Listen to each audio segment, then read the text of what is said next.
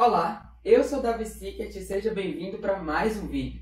No vídeo de hoje nós vamos dar sequência ao nosso estudo sobre o livro de Hebreus. Estamos no nosso estudo de número 9, que fala sobre Jesus, o sacrifício perfeito. Nós iremos entender no vídeo de hoje a cruz no livro de Hebreus. Mas se você ainda não está inscrito no canal, então se inscreva e ative as notificações para não perder nenhum vídeo. E se você perdeu alguns dos nossos estudos sobre o livro de Hebreus, a playlist completa vai estar aparecendo aqui agora e você pode acessá-la. Nós iremos ver a cruz no livro de Hebreus agora.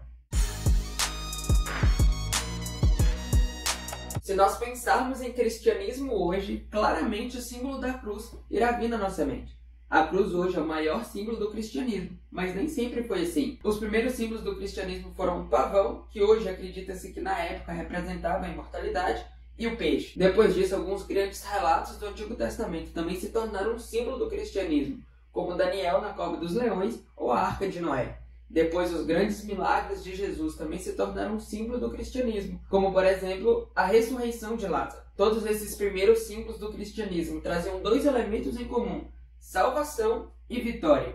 Essas eram as marcas dos símbolos do cristianismo. E ao contrário disso, a cruz trazia um sentimento de vergonha, de derrota e de humilhação. E por isso não foi reconhecida de início como símbolo do cristianismo. A verdade é que o sacrifício de Jesus, a sua cruz, apresenta um papel fundamental para o cristianismo. O apóstolo Paulo chega a chamar o evangelho do evangelho da cruz. A cruz representa sim a vitória. Nós iremos continuar a ver a cruz no livro de Hebreus a partir de agora. Em primeiro lugar, nós vamos precisar entender por que os sacrifícios eram necessários. E Hebreus, no capítulo 9, no verso 15, vai falar sobre o sacrifício de Jesus trazer a remissão para os pecados cometidos na antiga aliança. Entender a aliança tem um aspecto fundamental para entender o sacrifício de Jesus. Em primeiro lugar, as alianças sempre apresentam continuidade entre si. Desde a primeira aliança feita com Adão lá na criação até a nova aliança em Jesus, Deus sempre está se dando a conhecer mais do que havia feito antes. Ele está sempre ampliando seu relacionamento com a humanidade. As sequências das alianças demonstram a progressão do relacionamento de Deus com a humanidade e a revelação de quem Ele é para nós seres humanos. Em segundo lugar, precisamos entender então a formação e as consequências da aliança. Pegando como exemplo as alianças feitas nos tempos bíblicos no Antigo Oriente, eram-se feitos bem similar àquilo que é descrito lá em Gênesis no capítulo 5, a aliança que Deus faz com Abraão. Você pode pausar o vídeo e ler todo o capítulo 15 de Gênesis para entender essa aliança que Deus faz com Abraão. Mas em resumo, a aliança era estabelecida através de um rito no qual se cortava animais ao meio e fazia um caminho entre as duas partes deles separadas, onde as pessoas que estavam fazendo esse contrato de aliança, eles passavam com a mão erguida recitando os juramentos da aliança e basicamente estavam dizendo que se eles descumprissem, se eles fossem infiéis a essa aliança, eles poderiam e deveriam ser despedaçados ao meio, igual aqueles animais haviam sido feitos. É interessante notar, porém, que na aliança de Deus com Abraão, é somente Deus que passa no meio dos animais, fazendo esse juramento com sua própria vida, que ele seria fiel à aliança. Todas as alianças que Deus faz com a humanidade, em consequência última, ela fala a respeito de vida ou morte. A vida através da obediência e a morte pela desobediência. Mas um elemento fundamental que Deus coloca em suas alianças, que não existia nas outras alianças do Antigo Oriente, é o perdão. O perdão é a grande distinção, a grande diferença que Deus coloca. E ele demonstra isso quando ele jura por sua própria vida que ele será fiel à aliança. Deus, ele dá espaço para o perdão. Quando nós vamos para a aliança feita com Israel, feita ali com Moisés, representando todo o povo, nós percebemos a introdução de todos os ritos de sacrifício, simbolizando o perdão que seria concedido através da vinda do Messias. Porém, precisamos entender que aquelas pessoas que participavam daqueles ritos, daqueles sacrifícios, elas saíam dali perdoadas. Paulo vai dizer a respeito disso que Deus deixou pecados impunes. E a gente precisa entender muito bem esse conceito. Isso significa que Deus estava dando o perdão, mas ainda não tinha pagado o preço do perdão, que acontece somente com a morte de Jesus. Para usar como exemplo, Deus estava dando o perdão como se fosse um cheque pré-datado, marcado para o dia da morte de Cristo Jesus lá na cruz. Aquelas pessoas que participavam dessa cerimônia, que confessavam o seu pecado e imolavam o cordeiro, elas saíam dali perdoadas, mas isso tinha a ver com o sacrifício do Messias, de Jesus, que havia de vir. Em terceiro lugar, nós precisamos entender todo esse rito de sacrifício que era feito para o antigo Israel. Através desses elementos, nós vamos então compreender melhor o sacrifício de Cristo Jesus.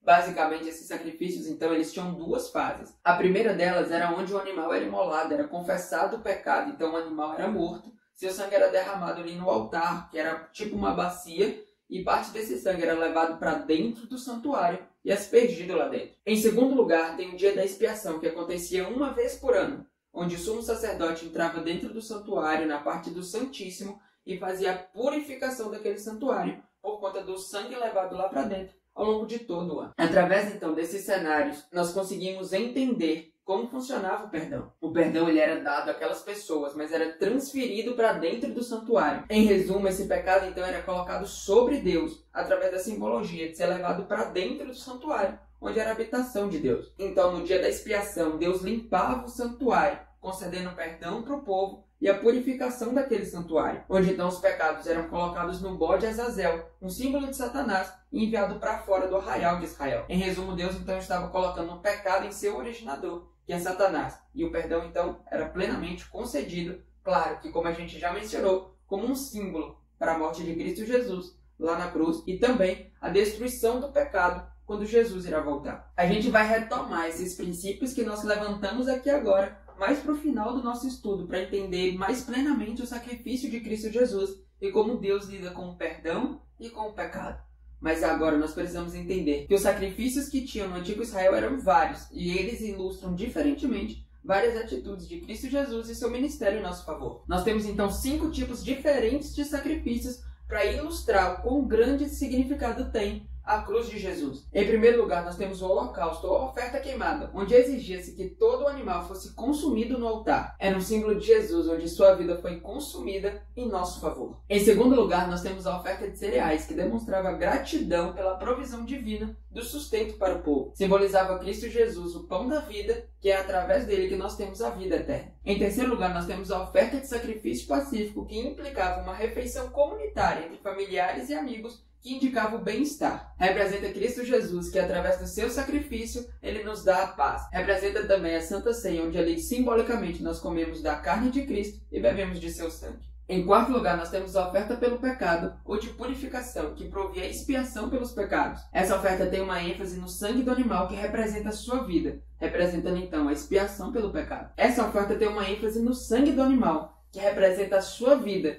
que provê a redenção do pecado. E ela apontava para Cristo Jesus, que através do seu sangue redime cada um de nós dos nossos pecados. Em quinto e último lugar, nós temos a oferta pela culpa ou de reparação. Essa oferta representa que o perdão de Deus, dado através de Cristo Jesus, não nos isenta da responsabilidade de restituir pessoas que nós lesamos. Todos esses ritos que nós vimos do santuário até aqui, toda a sua forma que acontecia, os sacrifícios que continham lá, apresenta que nós não devemos nos contentar somente com o sacrifício de Cristo Jesus, mas que além disso nós devemos nos relacionar com Ele e progredir no relacionamento com Ele também. Nós compartilhamos dos benefícios que vêm através do sacrifício de Jesus lá na cruz e que nós também temos uma responsabilidade de restaurar as pessoas que nós prejudicamos. Hebreus 7:27 e Hebreus 10:10 vai nos apontar então para o sacrifício de Cristo Jesus.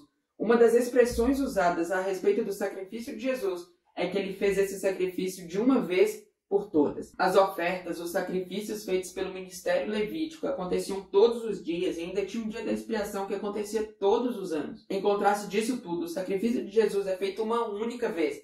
É somente uma vez que Cristo Jesus morreu na cruz em nosso favor, em nosso lugar. Nós colhemos esse benefício para todos sempre. O sacrifício de Cristo Jesus, ele é superior e completamente superior ao dos animais. É um sacrifício diferente. Os animais apontavam para Jesus, o verdadeiro Cordeiro de Deus que tira o pecado do mundo. Jesus prestou uma obediência perfeita à lei de Deus, cumpriu todos os requisitos da condenação que o pecado traz. A Bíblia nos conta que o salário do pecado é a morte. Cristo Jesus pagou esse preço da morte eterna lá na cruz. E é por isso que, através dos méritos dele, nós podemos desfrutar de nova vida e futuramente da vida eterna. A base do sacrifício de Jesus é a perfeita obediência que ele teve à lei de Deus. Os problemas das antigas alianças, como nós já vimos no nosso estudo, não era a aliança em si, mas a infidelidade humana. Em contraste a tudo isso, a nova aliança tem o seu alicerce, a sua base, no sacrifício feito através da obediência perfeita de Cristo Jesus. Esse sacrifício feito uma vez por todas, nós podemos vê-lo em duas dimensões. A primeira delas é que o sacrifício feito por Jesus ele é eficaz e nunca será superado. Não existe necessidade de um outro sacrifício. E abrindo um parêntese aqui, nós não precisamos fazer penitências para alcançar o perdão. Nós não precisamos nos autoflagelar para receber o perdão.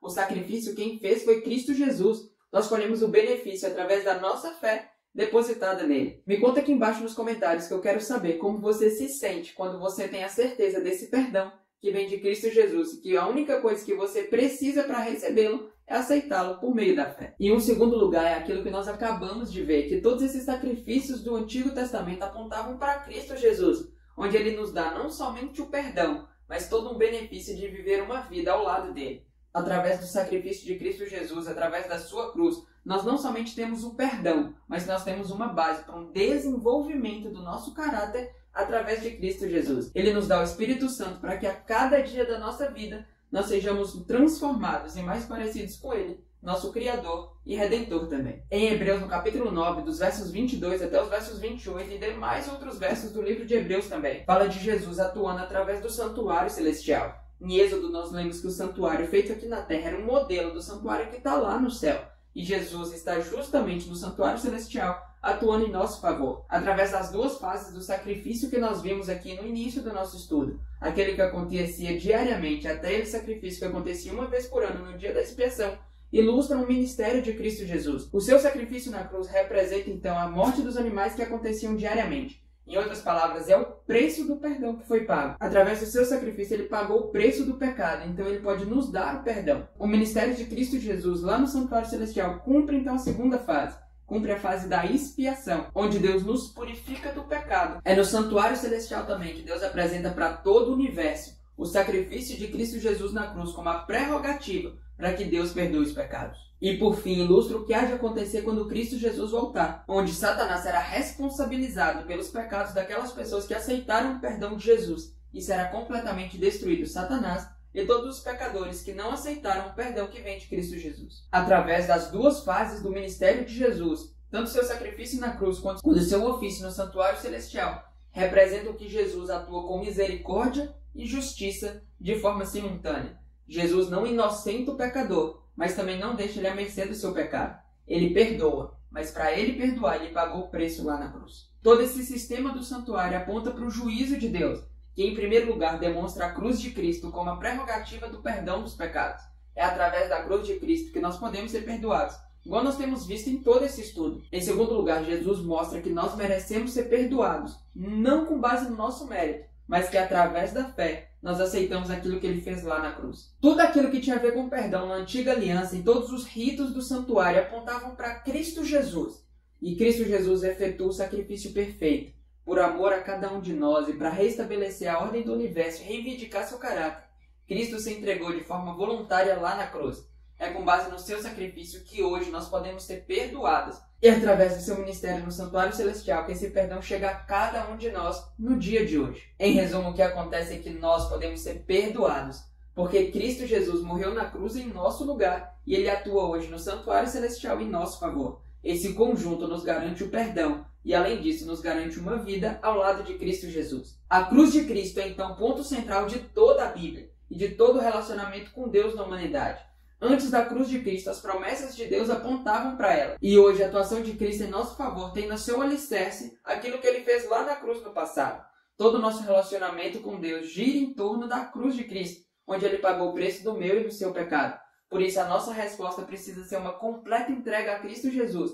Nós não temos força pelos nossos méritos, nós não temos capacidade, fazendo com a nossa própria força, mas nós temos poder e certeza do perdão em Cristo Jesus. Nós continuamos a falhar, nós pecamos o tempo todo, nós erramos de forma constante, mas Cristo Jesus nos dá perdão. Cristo Jesus, além disso, envia o Espírito Santo para trabalhar em nós, para que a cada dia nós nos desenvolvemos em caráter e nos aproximamos mais e mais daquilo que era lá na criação. A cada dia nosso caráter é desenvolvido para ser mais parecido com o de Cristo Jesus. Esse é um processo que deve durar toda a nossa vida até Cristo Jesus voltar. O meu apelo hoje é para que você tenha certeza que você pode chegar em Cristo Jesus com confiança. É aquilo que Hebreus, no capítulo 4, do verso 14 até o verso 16, nos fala. E nós podemos nos achegar com confiança até o trono da graça de Deus. Tenha certeza que com base na cruz de Cristo, você pode falar com Deus e pedir seu perdão diretamente a Ele.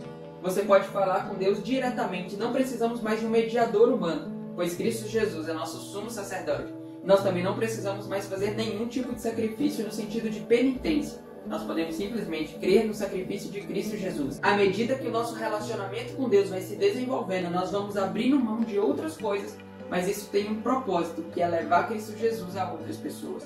Por isso hoje desenvolva seu relacionamento com Cristo Jesus, com Deus, na certeza do perdão e no desenvolvimento do relacionamento que tem como base a cruz de Cristo. Se você gostou desse vídeo, então curte ele para que cheguem mais pessoas.